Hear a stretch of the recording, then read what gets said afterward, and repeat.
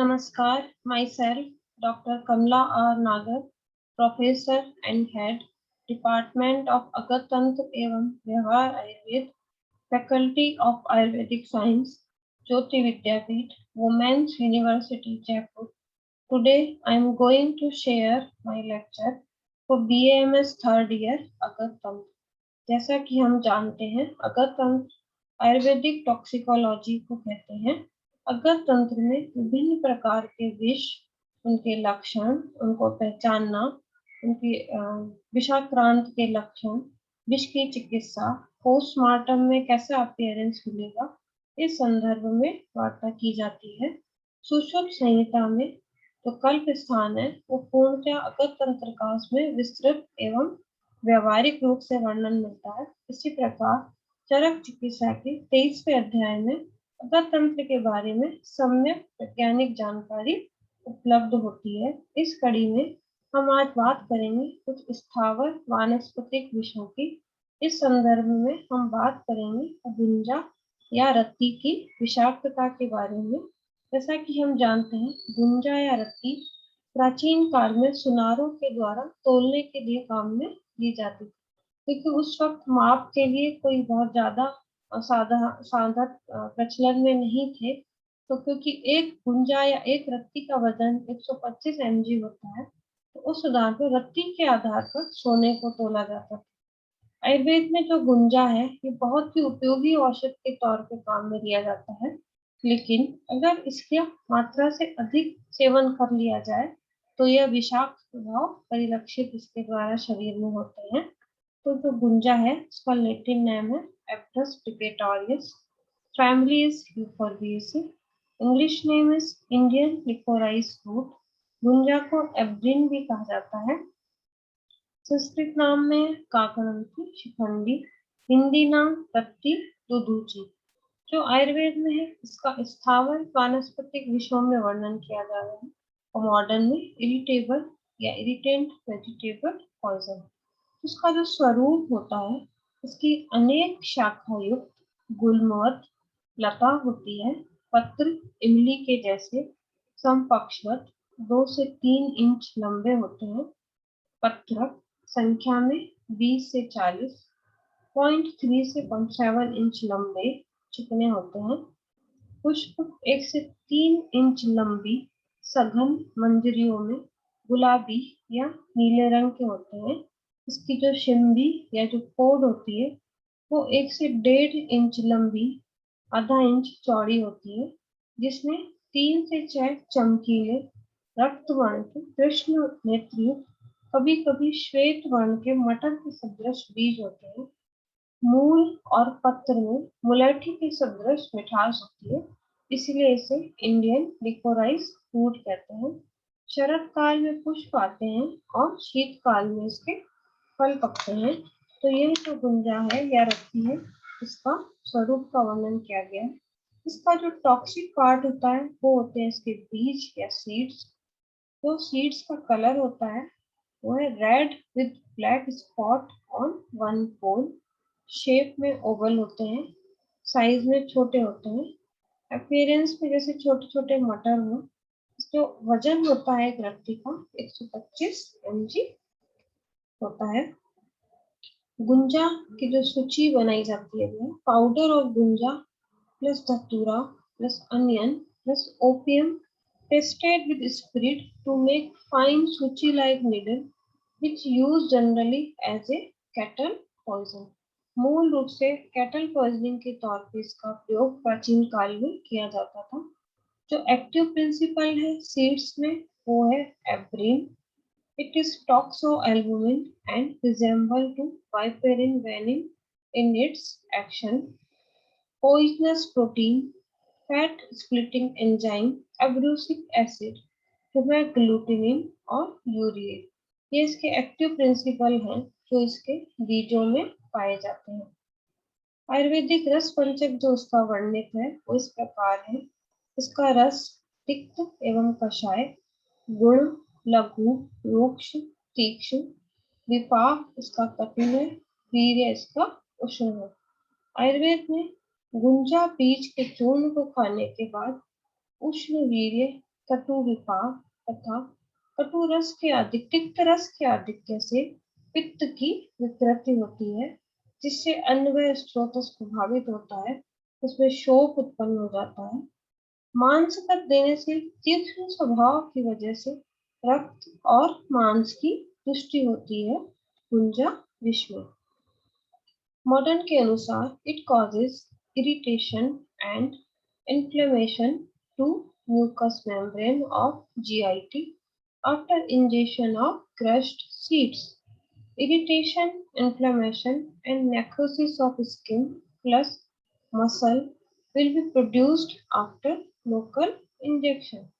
जिसके fatal dose है वो है injection apron 90 to 120 mg IM और सबक्यूटेनियस और IV। गुंजा सूची में 1 से 2 बीज का प्रयोग किया जाता है। ओरली इसके लक्षण अनसर्टेन है। फैटल पीरियड जो उसका होता है 3 से 4 दिन होता है। इंजेक्शन एब्रिन या गुंजा सूची मांस पर देने से IM देने से विषाक्तता के क्या लक्षण उत्पन्न होते हैं वो इस प्रकार है। Clinical features after abrin poisoning, injection abrin और गुंजा सूची given by parental route, then it causes redness, painful inflammation, swelling, oozing, necrosis at wound site, vomiting, general prostration, faintness and vertigo, convulsions which proceeds death from cardiac failure rarely. Gunja powder या बीज खाने से जो विषाक्तता के लक्षण उत्पन्न होते हैं वो निम्न प्रकार है। क्रश्ड गुंजा बीज और powder if taken orally, then burning sensation in mouth, throat, chest and epigastric region, excessive salivation, nausea and vomiting, pain and cramps in abdomen, watery purgation, sometimes with blood stain and mucus, excessive thirst, oliguria and urea. Differential diagnosis of injection एप्रिन and viper bite. तो इसके features हैं वो इस प्रकार हैं।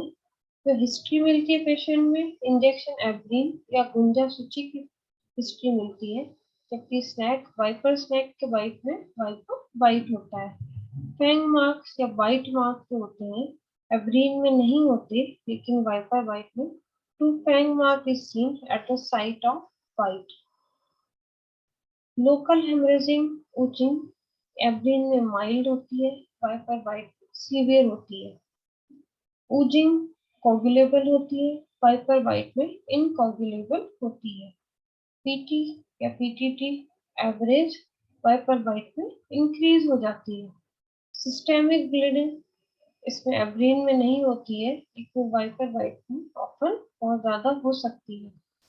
सब कंजक्टिवल bleeding एब्रीन में नहीं होती है, वाइपर वाइट में कभी कभी मिल सकती है। इंजेक्शन एब्रीन या गुंजा सूची की विषाक्तता की चिकित्सा क्या है? आयुर्वेद के अनुसार रिमूव गुंजा सूची और देन डू व्रण चिकित्सा।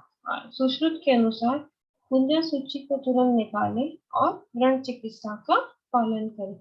मॉडर्न के अनुसार रिमूव गुंजा सूची, wound care, antidote and injection, anti abrin, 1 ampoule SOS। तो इस प्रकार से गुंजा सूची की चिकित्सा इस प्रकार कही गई है। अब गुंजा सेवन से जो विषाक्तता होती है ओवरऑल सिस्टेमिक, उसमें हम क्या चिकित्सा देंगे वो निम्न प्रकार है। संजीवनी चिकित्सा जरूरत के हिसाब से दी जाती है पेशेंट की स्थिति के अनुसार। तो रिमूवल ऑफ अनऑब्जर्व पॉइजनिंग या अनअवशोषित विष का निर्धारण है, मतलब पेशेंट कॉन्शियस है, वाइटल है, ओरिएंटेड है, तो टॉर्सी इमेसिस या सत्य वमन कराया जाता है, जिसके लिए आयुर्वेद में मधुयष्टि का क्वाथ या अकंठ लवण जल का सेवन कराया जाता है। लेकिन पेशेंट अगर अनकॉन्शियस है, डिसओरिएंटेड है, तो उस स्थिति में अमाशय धावन या गैस्ट्रिक लवास कराया जाता है। शोधित विष, क्योंकि विष शरीर में शोषित नहीं होता है तो निकल जाता है। प्रतिवेश जो काम में लिया जाता है यांत्रिक तौर पे गोघृत या गोदुग्ध। आयुर्वेद में तो स्पेसिफिक गुंजा बीज की चिकित्सा बताई गई है। उसमें चौलाई स्वरस को चीनी के साथ दिया जाता है या केवल दुग्ध पान का सेवन कराया जाता है। स्पेसिफिकली मॉडर्न में जो चिकित्सा है वो एंटी एवरिन चिकित्सा की जाती है। लाक्षणिक चिकित्सा अगर दाह है तो धान्य घिम का सेवन कराया जाता है। उदरशूल है तो कॉलिक कॉर्निन सिरप का सेवन कराया जाएगा। अगर पेशेंट को डिहाइड्रेशन हो रहा है क्योंकि पित्त की विकृति हुई है तो षडंग पानी, शीत श्रुत जल, धान्य घिम या फिंगर लैक्टेट सलाइन या ओआरएस का सेवन उस स्थिति में कराया जाता है। जो पोस्टमार्टम अपीयरेंस मिलती है गुंजा विष से जो पीड़ित है उसमें एक्सटर्नल में injected poison, inflammation, swelling, oozing, ecchymosis skin, wound, necrosis at the site of injection. Ingested poison is not specific, internally not specific. Ingested poison में inflammation and congestion with erosion and submucous hemorrhage in GIT. Fragments of seed residue may be found in stomach. जो chemical analysis किया जाता है common विसरा के लिए stomach whole लिया जाएगा। Stomach which contain 100 ml plus small intestine 200 cm। B2 में liver is half kg लिया जाएगा, स्प्लीन हाफ, किडनी हाफ है। स्पेसिफिक विसरा जिसे कि B3 कहा जाएगा उसमें स्किन ली जाएगी। इंजेक्टेड पॉइजन जहां पॉइजन को इंजेक्ट किया गया है वहां की स्किन को लिया जाता है। तो प्रिजर्वेटिव काम में लिया जाएगा that is rectified spirit. Medico legal case में भी एक्सीडेंटल हो सकता है। Cases occur among children from eating the seeds. Suicidal it is nearly not possible. Homicidal generally not found. Cattle poison gunja suchi have been used as cattle poison. तो गुंजा बीज है क्योंकि ये विषाक्त है इसलिए इसका शोधन करना अत्यंत आवश्यक है। गुंजा बीज के शोधन के लिए दूध में एक प्रहर तक इसको उबालना चाहिए, उसके बाद इसको निकाल कर धोकर रख लेना चाहिए। क्योंकि गुंजा आयुर्वेद में बहुत महत्वपूर्ण उपयोगी औषध है। इसके जो योग हैं वो इस प्रकार है। गुंजा तेल, गुंजा भद्र रस। आयुर्वेद में इसका गुण दोषों का विस्तृत प्रकार से वर्णन जो किया गया है वो इस प्रकार है। धन्वंतरी निघंटु के अनुसार मूलम तु मधुरम तिक्त, मुख शोष हरम परम, मुख पाक हरम पत्रम, सर्व श्वेता भवम शुभम, गुंजाद्वय च शीतो उष, बीजम वांति करम शिपा, शूल अग्नि विषकृत पत्रम, वश्य श्वेता प्रशस्यते। इस प्रकार से गुंजा के दोष गुण दोषों का आयुर्वेद में विभिन्न प्रकार से वर्णन किया गया है। गुंजा अत्यंत काम की औषध है। अगर मुंह में छाले हो जाए तो औषध के तौर पे हम गुंजा की जो पत्तियां हैं उनको मुंह में चबाने से छालों का शमन होता है। एक ही वृक्ष में उपयोगी और अनुपयोगी या विष या अमृत दोनों ही प्राप्त होते हैं। जो गुंजा के बीज हैं वो विषाक्त हैं लेकिन उसकी मूल, उसके पत्ते औषधि प्रयोग में बहुतायत से प्रयोग किए जाते हैं।